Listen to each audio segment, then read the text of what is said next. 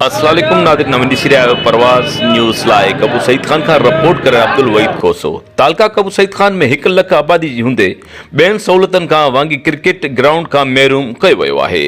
अमजद हुसैन खोसो, मक़बूल खोसो, अब्दुल्ला खोसो, lucky वक़ार खोसो जी अॻवानी में एहतजाजी मुज़ाहिरो करे रोड ब्लॉक कयो वियो। हज़ारे नौजवान खिलाड़ी के क्रिकेट ग्राउंड न हुजण सबब नौजवान नशे जुआ वग़ैरह में मुब्तला थी रहा आहिनि। आला अमलदारनि हद जे MPS, MNS, डिप्टी कमिश्नर कंबर शहदाद कोट ऐसी तालका कबू सईद खान के अपील थी कजे त तालका कबू सईद खान जे नौजवाननि की क्रिकेट ग्राउंड ॾिनो वञे जीअं नौजवान नसुल नशे जुआ जहिड़े मुज़ी मर्द खां बची सघनि।